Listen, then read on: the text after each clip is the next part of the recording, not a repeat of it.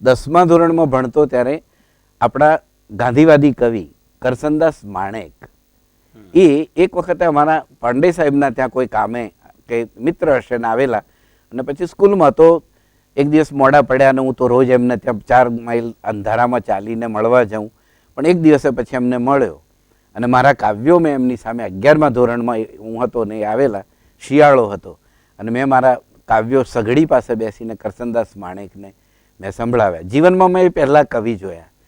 મને લેખકોને કવિઓ વિશે બહુ જુદો ખ્યાલ હતો, પણ એ તો ધોતી, જબ્બો, બંડી અને સફેદ વાળ અને ખાદીધારી બરાબર. પછી એમણે મારી રચનાઓ સાંભળીને મને કહ્યું કે આ 6 લીટીની કવિતા છે, તે તું લખીને મને આપી દે. એ રચના મેં એમને આપી અને એ રચના એમણે નચિકેતા નામના એમના સામયિકમાં છાપી, અને ઉનાળામાં મારા પર આવેલી જીવનની એ પહેલી ટપાલ નચિકેતા માસિક મારા ઘેર આ રીતે મધવાસ હાઈસ્કૂલ દ્વારા થઈને આવ્યું ને એમાં મારી કવિતા છપાયેલી. તો એમાં મણિલાલ હ પટેલ એવું નામ, પાછું એ નામે એટલે જ રાખેલું કે જ્યોતિન્દ્ર હ દવે લખતા,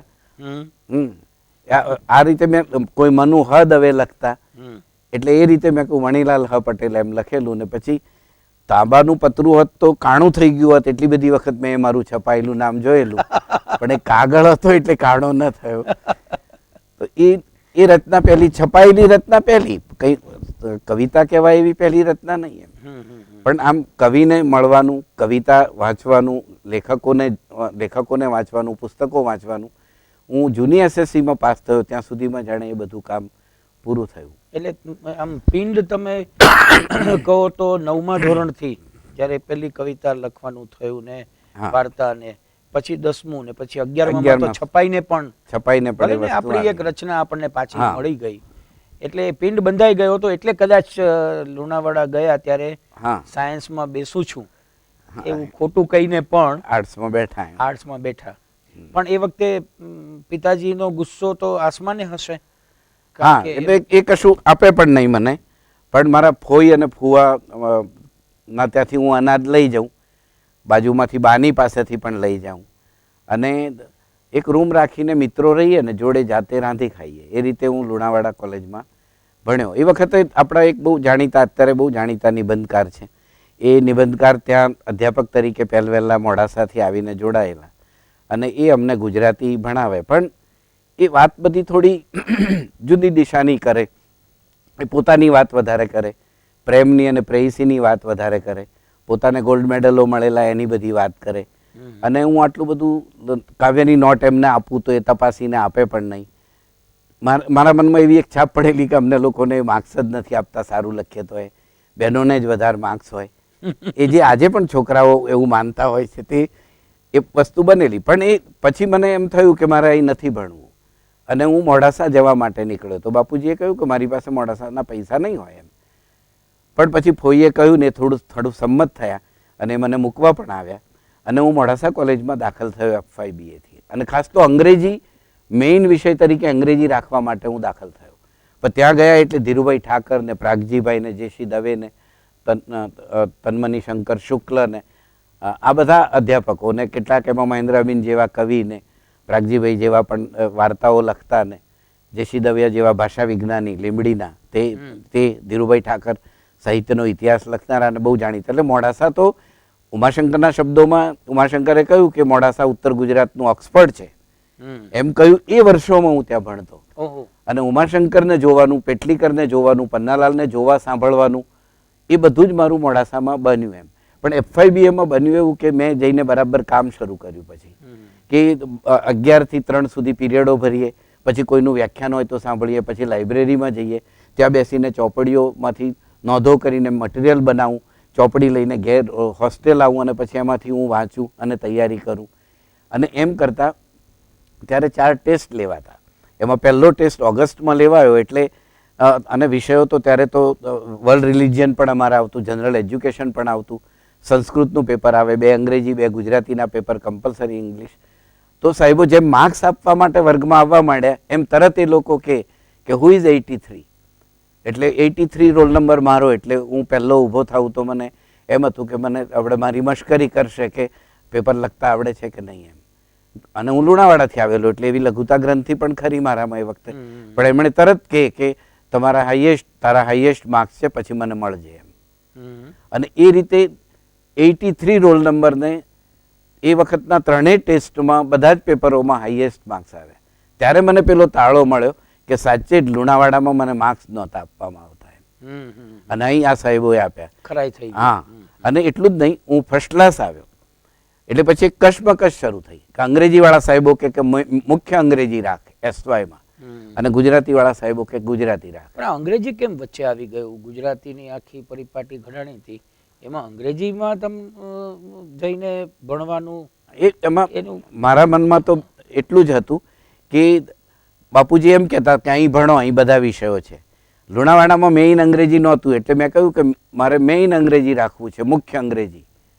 એટલે ત્યાં અને અંગ્રેજીમાં હોઈએ તો એમ કે મેં એમને એમ કહ્યું કે અંગ્રેજીમાં હોઈએ તો વકીલ થવાય, અંગ્રેજીમાં હોઈએ તો અધ્યાપક થવાય, અંગ્રેજીમાં હોઈએ તો જલ્દી શાળામાં હાઈસ્કૂલમાં તરત નોકરી મળે. અને અંગ્રેજીનો મહિમા એમને પણ ખબર થોડી. એમની પણ મેં પછી કોપી બુક કાઢેલી, એક જૂની ગોળી હતી છાશની, એ ક્યારેક માળે ચડ્યો ને પછી માળિયામાંથી ગોળી કાઢી તો એમની કોપી બુક અને રીપ વાન વિંકલ નામની વાર્તાની બુક ને બધું મારા બાપુજી ભણેલા, એ પછી મેં એ વર્ષોમાં કાઢી. તો અને પછી મેં એમને કહ્યું તો કે હા હું કોપી બુક કરતો તે આ રહી, એ બધી મને જડેલી નહીં તો આ નીકળી એમ, પોટલામાંથી મેં એ કાઢેલી. એટલે પછી અંગ્રેજીનો એમને એટલો મહિમા ખબર એમ.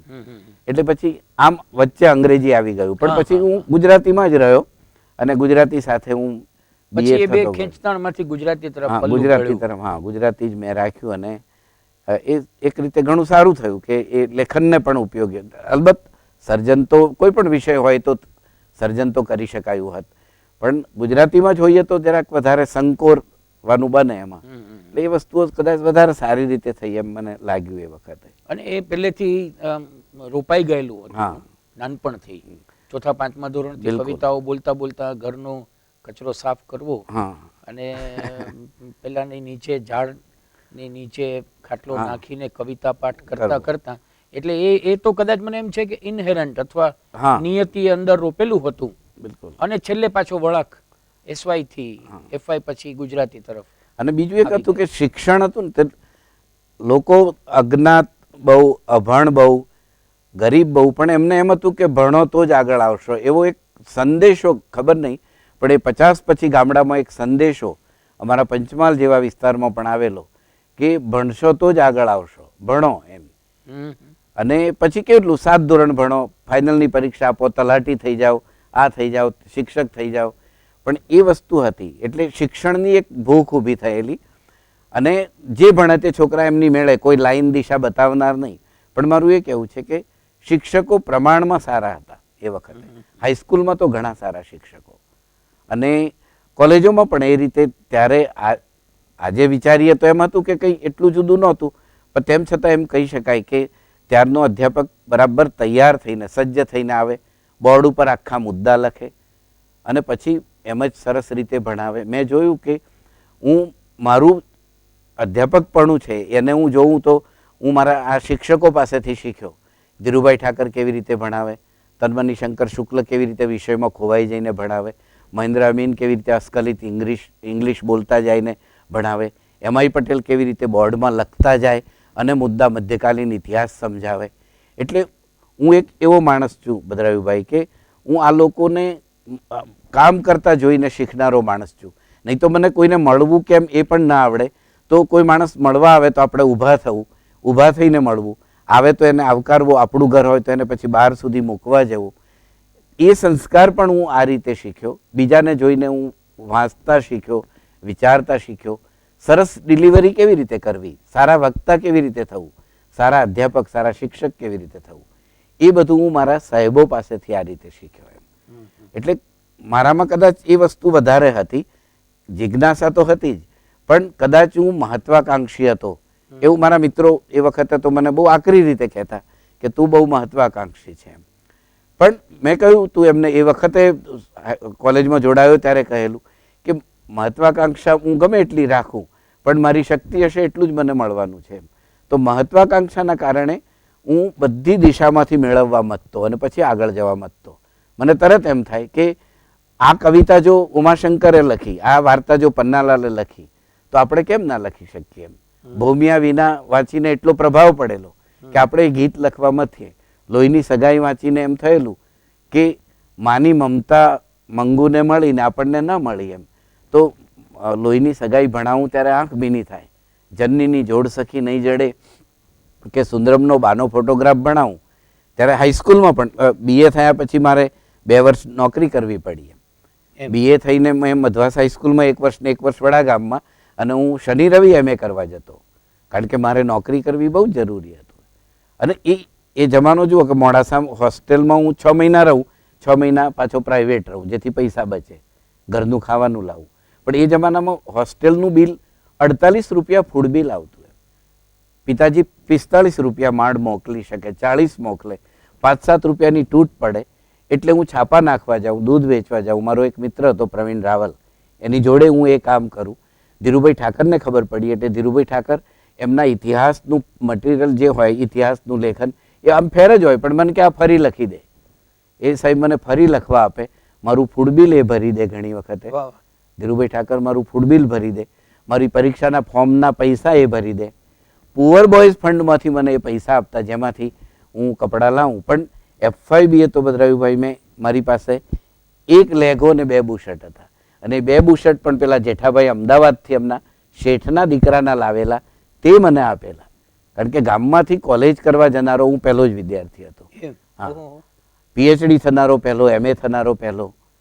અને જે પેલું એક કાવ્ય મારું પ્રગટ થયું ને, જે મેં કહ્યું નચિકેતામાં, તો જંગલમાં જેમ આગ ફેલાઈ જાય એમ મારા સમાજમાં વાત ફેલાઈ ગયેલી કે આ ભાઈ કવિ છે એમ. આજ દિન સુધી મારો સમાજ મને કવિ સાહેબ આવ્યા એમ કે છે, આજે પણ જાઉં તો એમ. તો એ કેવો જમાનો એમ આપણને થાય એમ. એનો બહુ આનંદ આવ્યો આપણને કે પણ પણ એ અભાવો આવ્યા ખરા, પણ અભાવોથી બહુ મૂંઝાઈને જાત સંકોરી લીધી એવું નહીં, પણ એની સામે સંઘર્ષ કર્યો. મહત્વાકાંક્ષા તો એ શબ્દ તો પછીથી જાણ્યો મેં એમ. પણ એમ ખરું કે આપણે આ કરવું છે, આપણાથી આ થશે એમ. આમ તો જૂની વાત જે શિખામણ મળી હતી કે આપણે આપણું તેલ પૂરતા રહેવું, એટલે આમ મહત્વાકાંક્ષા ન કહીએ તો આ તેલ પૂરવાની પ્રક્રિયા હતી. આપણો દીવો જાગતો રાખવો છે તો આપણે તેલ પૂરવાનું છે. એ રીતે શિક્ષણ. અને BA થયા પછી શિક્ષક તરીકે 2 વર્ષ નોકરી કરી, એમાં પણ ગુજરાતીના જ અધ્યાપક. ના, એ બહુ એક અલગ અનુભવ બહુ વિલક્ષણ હતો કે અમારા આચાર્ય વડાગામના હતા. તો એમણે મને એમ કહ્યું કે મણિભાઈ તમને ગુજરાતી નહીં ફાવે, તમે 10માનું સંસ્કૃત લો એમ. હા, અને 8માનું મને સમાજ વિદ્યા આપેલું. પછી 2 ધોરણ હું 2 ડ્રોઈંગ પાસ પણ હતો એટલે મને ચિત્રકળા આપ્યું. એટલે 8મામાં તો એમ, અરે પહેલા વર્ષે તો એમણે મને કંઈ ગુજરાતી તો આપ્યું જ નહીં. અને મેં આ રીતે એક ગુજરાતી હોવા છતાં નહીં આપ્યું ગુજરાત. એમણે મને હિન્દી આપ્યું, એક ધોરણનું હિન્દી આપ્યું, 1 ધોરણનું મને એમણે વળી સંસ્કૃત આપ્યું. 2માં ચિત્રકળા લેવાની, 1માં સમાજ વિદ્યા લેવાની. ને એમ હું પાર્ટ ટાઈમ હતો પણ કામ સારું કરતો એમ. મને તો મારે 137 રૂપિયા મારો પગાર, એમાંથી હું 70 રૂપિયા બાપુજીને આપું અને બાકી વધે એમાંથી 4 રૂપિયા રૂમ ભાડું આપું ને મોડાસા જવા આવવાનું મારું શનિ રવિનું 2.5 રૂપિયા ભાડું, અને 8 આનામાં જમવાનું. પણ પ્રવીણના ત્યાં જતો રહું લીંબોઈ, એટલે અમે પ્રવીણને 2 પછી જમીએ, એના બા અમને જમાડે. એ મારે કહેવું જોઈએ કે પ્રવીણના બા મને બા જેવા લાગેલા. ને મેં જીવનમાં આશ્ચર્ય આપણને થાય પણ રસાદાર બટાટાનું શાક અને ભાખરી એ મેં જીવનમાં પહેલી વખતે પ્રવીણના બા પાસેથી ખાધી. MA કરતા હતા ત્યારે? હા, MA કરતો હતો ત્યારે. અને BAમાં વચ્ચે એના ગામ જઈએ ત્યારે. અને મેં જીવનમાં પહેલી વખત FYBAમાં હું હોસ્ટેલમાં ગયો રહેવા, અને કોઈ વખતે ફિસ્ટમાં ગુલાબજાંબુ મુકાયા ત્યારે મેં પૂછ્યું કે આ શું છે, એટલે પેલા એ કહ્યું કે ગુલાબજાંબુ છે. અને મને આમ જોઈને બકારી આવે તો હું 2-3 માળ ખાઈ શકેલો. બટાટાની સૂકી ભાજી પણ મેં પહેલાં જ હોસ્ટેલ લાઈફમાં જોઈ બદરાયુભાઈ. મેં ગામ જઈને કહ્યું માને કે ગુલાબજાંબુ હોય, તો મારા ભાભી આવેલા, એ ભાભી કે ગુલાબજાંબુ કેવા હોય એમ. અને પછી મને બહુ મન હતું કે હું ક્યારેક ગુલાબજાંબુ લઈ જાઉં, પણ ઘણા વર્ષો વીતી ગયા પછી હું ગુલાબજાંબુ લઈ જઈ શક્યો એમ. તો એ ડિસ્ટન્સ 55 જ કિલોમીટરનું, મોડાસાનું મારા ગામનું.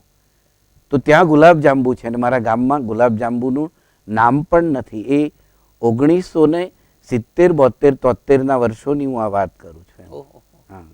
55 કિલોમીટરમાં આટલું મોટું અંતર હતું એમ. એટલે મને એમ થાય કે હું ઘણું બધું અંતર કાપીને આવ્યો. એક બીજું ઉદાહરણ લઈને તરત વાત કરું કે ભાઈ હું તો જે સંસ્કૃતનો મારો બેઝ નહીં બિલકુલ એમ, એટલે તમે છો કે જયદેવ શુક્લ મારા કવિ મિત્ર છે કે એ બધાને હું ઘણી વખતે કહું કે તમે લોકોએ તમે 5 વર્ષના હશો અને તમારા કાને શ્લોક પડ્યા હશે સંસ્કૃતના, તમે 7-8 વર્ષના હશો અને શ અને સ ઉચ્ચાર બરાબર નહીં થતો હોય તો બાપુજીએ ટપલી મારી હશે એમ. જ્યારે મને એ બધું કામ કરતા 21 વર્ષ લાગ્યા. 21-22 વર્ષે હું ઈડર કોલેજમાં જોડાવા માટે ગયો. ટેલિગ્રામ આવ્યો ને હરિહર શુક્લએ મને બોલાવ્યો ને હું ગયો ને મેં ઇન્ટરવ્યૂ આપ્યો ને મને એમણે ઓર્ડર આપ્યો. ઓર્ડર આપ્યા પછી મને કહ્યું કે અરજી લખી દો. હું તો નીકળી ગયેલો અને પછી બોલાવ્યો મને પટાવાળાએ. મને એમ થયું કે ઓર્ડર પાછો તો નહીં લઈ લે અને એમાં 425 રૂપિયા અને 50 પૈસા પગાર લખેલો. તો એ મને એમ થયું કે આટલો બધો પગાર એમ.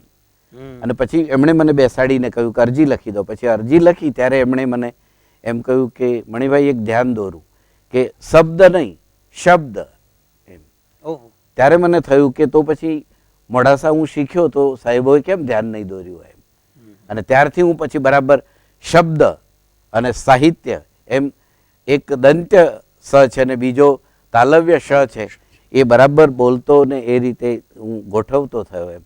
તો શિક્ષણ ક્યાંથી મળે છે? આપણે જાગ્રત હોઈએ તો શિક્ષણ આ રીતે મળે છે. અને એ વખતે આ આશ્ચર્યનો વિષય છે કારણ કે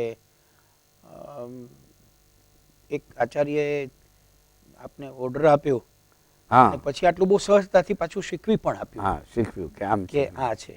અને પછી એમ પણ કહેલું કે 3 વર્ષ SSCમાં જે લોકો બેસી રહ્યા હોય અને અંગ્રેજી વગરના હોય એમને આ વખતે પ્રી આર્ટ્સમાં દાખલ કર્યા છે.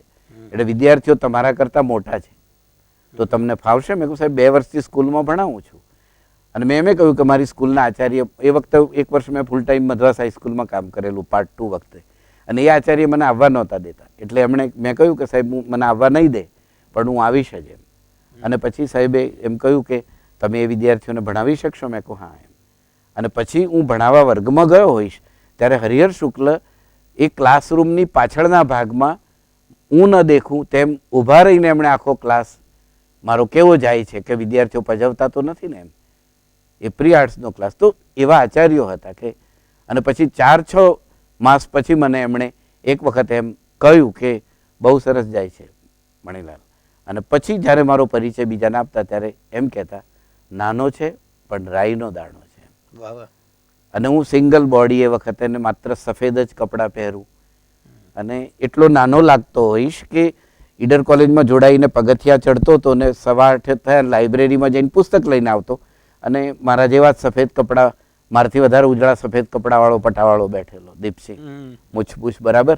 તો દોડીને આવ્યો ને પછી કે ઉપર કેમ જાઓ છો? વર્ગો ચાલે છે. કોલેજમાં એકદમ સાયલ કોઈ ફરતું ના હોય, વર્ગો શરૂ થઈ ગયેલા. પછી હું ફરી ચડ્યો પગથિયું એટલે કે મારો આમ ખમીસ પકડીને હાથ ધીમે રહીને કે ખબર નથી પડતી વર્ગો ચાલે છે. પછી મેં કહ્યું કે દીપુભાઈ ઉપર આવો, હું નવો અધ્યાપક છું. એટલે એણે તરત કહ્યું કે સોરી હા સાહેબ એમ પણ ઉપર આવ્યો છે કેમ. અને જ્યારે ઈડર 14 વર્ષ પછી છોડ્યું ત્યારે મારો સામાન ભરી અને ટ્રકને વળગીને અને મને વળગીને એ ડુસકે ડુસકે રડ્યો તે દીપસિંહ. એ મારો પહેલો અનુભવ. વર્ગમાં ગયો ત્યારે પણ વિદ્યાર્થીઓ કે મંચ ઉપર જ હતા 2-4 વિદ્યાર્થીઓ ઊંચા અને કે કોઈ નવા સાહેબ આવવાના છે એમ. અને પછી મેં કહ્યું કે બેસી જાઓ તો કે સાહેબને તો આવવા દે એમ. પછી મેં ચોક અને ડસ્ટર બતાવ્યા કે હું જ છું એમ. પછી બધા બેઠા એમ. તો એ હું એવડો જ એમના જેવો જ લાગતો તો 21 વર્ષે. હા, 22મા વર્ષે જોડાઈ ગયેલો અધ્યાપક. હા, એટલે અત્યારે 41 વર્ષ મેં શિક્ષણ ક્ષેત્રે કામ કર્યું. આ વર્ષ ત્યાં મેં 14 વર્ષ અને વિદ્યાનગરમાં 25 વર્ષ.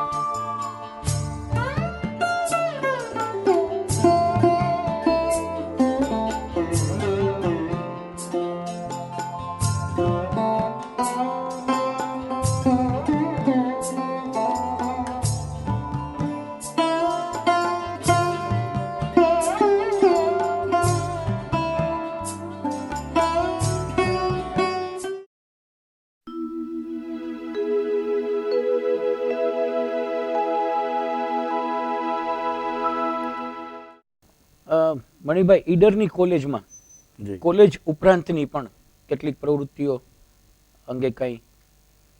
એટલે એ વર્ષોમાં 1977-78માં હાયર સેકન્ડરી આવ્યું. હા, નવો પ્રવાહ હા, શરૂ એટલે થયો. પ્રીના વર્ગો કોલેજોમાંથી બંધ થયા અને 12મું ધોરણ હાયર સેકન્ડરી તરીકે સ્કૂલોમાં આવ્યું. તો ઉત્તર સાબરકાંઠાના 4 તાલુકાઓમાં અમે એક પ્રોજેક્ટ આમ કોઈને આપ્યા વગર જાતે એક પ્રોજેક્ટ લીધો હમ. કે ભાઈ દર વર્ષે હું 11 હાયર સેકન્ડરીમાં જાઉં અને એ રીતે હું 10 વર્ષમાં ઘણી હાયર સેકન્ડરીમાં ગયો, ફરીને પણ ગયો. હાયર સેકન્ડરીમાં અમે જઈએ, અમારી સવારની કોલેજ 12-1 વાગે પૂરી થાય. 1 વાગે લંચ લઈને અમે પછી 2-3 મિત્રો જઈએ જે તે સ્કૂલમાં અને જે તે સ્કૂલમાં જઈને પહેલાં અમે લોકો 10, 11, 12ના વર્ગોમાં ગુજરાતી શીખવીએ ને એ શીખવનારા શિક્ષકોને કહીએ કે તમે પાછળ બેસો. આસપાસની બીજી સ્કૂલના શિક્ષકો પણ આવે અને એ રીતે અમે એ વર્ગો ગુજરાતી ભાષા સાહિત્ય કેમ શીખવવું તેની વાત કરીએ. એ વર્ગો પૂરા થાય પછી 3 વાગ્યા પછી 3:30 વાગ્યાની આસપાસ અમે બધી શાળાની એસેમ્બલી કરીએ, બધા ભેગા થાય અને એ વખતે વિદ્યાર્થીઓને અને અધ્યાપકોને કહીએ કે તમે પ્રશ્નો પૂછો કંઈક અમને આના વિશેના. તો એ લોકો પ્રશ્નો પૂછે અને પછી અમે 2-3 મિત્રો કાવ્ય પાઠ કરીએ અને એ પ્રદેશના કવિઓ અને લેખકો વિશે પરિચય આપીએ. તો ઉત્તર સાબરકાંઠામાં મેં આ જે કામ કર્યું અને એના કારણે ઉમાશંકરભાઈ પણ એમને જ્યારે ખબર પડી અને એ વર્ષોમાં બીજું એક કામ એ પણ થયું કે સેમિનારો નિમિત્તે ઉમાશંકરભાઈ ઈડરમાં આવતા થયા અને પછી એક વખત અમે એમનો આભાર માનતા તો એમણે કહ્યું કે હરિહરભાઈ છે, તમે બધા મિત્રો છો તો મારા મલકમાં મારે કામ કરવું જોઈએ. હું તો બહાર કામ કરું છું અને તમે અહીં કામ કરો છો મારા મલક માટે, તો હું ખરેખર તો તમારો ઋણ સ્વીકાર કરું. તો અમે એ વખતે બહુ ધન્ય થયેલા અને આ બધી હાયર સેકન્ડરીમાં જવાનું બીજું એક પરિણામ એ આવ્યું કે એના કારણે ફીડિંગ સેન્ટર ગણાય. હાઈસ્કૂલ આપણું ફીડિંગ સેન્ટર ગણાય કોલેજનું. એટલે એના કારણે શું થયું કે FYBAમાં સંખ્યા વધી અમારી બીજી કોલેજો કરતાં ધીમે ધીમે વધી. એટલું જ નહીં, ગુજરાતી વિષય રાખનારા વિદ્યાર્થીઓ 1987માં મારે જ્યારે ઈડર છોડવાનું થયું ત્યારે 250થી વધારે વિદ્યાર્થીઓ ગુજરાતી રાખ્યું એમ અને સભાખંડમાં મારે પીરિયડ લેવો પડતો. તો એ ફીડિંગ સેન્ટરોમાં જવાનો એક ફેરે એ અધ્યાપકો તૈયાર થયા, શિક્ષકો તૈયાર થયા, એના કારણે એ હાયર સેકન્ડરીનું થોડું કામ સારું ચાલ્યું. ત્રીજી એક પ્રવૃત્તિ મેં કરી તે એ કરી કે હું 4-6 કવિ મિત્રોને બોલાવું અને પછી અમારી કોલેજમાં સવારે કવિ સંમેલન કરીએ અને પછી તરત જ ગામની કોઈ સ્કૂલમાં જ્યાં ઉમાશંકર ભણ્યા એ સ્કૂલમાં કવિ સંમેલન કરીએ. પછી લંચ લઈ અને એ વિસ્તારમાં જીપો ઘણી મળે એટલે જીપ લઈને અમે નીકળીએ તો અમે ઉમાશંકરભાઈના ગામ બામણા પુનાસણમાં કવિ સંમેલન કર્યું, ભિલોડામાં કવિ સંમેલન કર્યું, આપણા ગોવિંદભાઈ રાવલના અનેરામાં અમે કવિ સંમેલન કરીએ. એમ અનેક જગ્યાએ અમે કવિ સંમેલનો, એક દિવસે 4-4 કવિ સંમેલનો કર્યાનું મને બરાબર યાદ છે. એક સવારમાં કરીએ, 2 કવિ સંમેલનો સ્કૂલમાં બપોરે કરીએ, એક કવિ સંમેલન વળી કોઈ નગરમાં કે કોઈ ગામમાં સાંજે કરીએ. આવા કવિ સંમેલનો મેં 6 વર્ષ કર્યા અને એમાં યજ્ઞેશ દવેથી, રાજકોટથી યજ્ઞેશ દવે આવે ને લુણાવાડાથી કાનજી આવે ને અમદાવાદથી યોગેશથી માંડીને જે નવા કવિઓ હતા મારા સમયના, જયદેવ શુક્લ, પુરુરાજ જોશી, જયેન્દ્ર શેખડીવાળા, હું હોઉં, આ બધા કવિઓ. એટલે કેટલાક મિત્રોએ કહ્યું કે કવિતાને અને સાહિત્યને સમાજ સુધી પહોંચાડવાનું કામ મણિલાલ પટેલે આ વિસ્તારમાં રહીને કર્યું. એ મેં તો મારા અંતરના ઉમળકાથી કર્યું એમ, મને એમાં બહુ આનંદ આવતો એ મેં એ કામ કર્યું. એટલે આજે પણ જ્યારે હું એ વિસ્તારમાં જાઉં છું તો ગામડે ગામડે મારા ચાહકોને ઓળખનારા લોકો છે, તો એનો મને એક સંતોષ કે એ મલકે મને અધ્યાપક તરીકે ઘડ્યો, સર્જક તરીકેનું મને ભાથું પૂરું પાડ્યું. તો એ મલકને મેં મારી પાસે જે હતું તે કેવી રીતે આપવું એની મેં થોડી કોશિશ કરી એમ. તો એ મારો સંતોષ એ ગાળાનો ગણાય.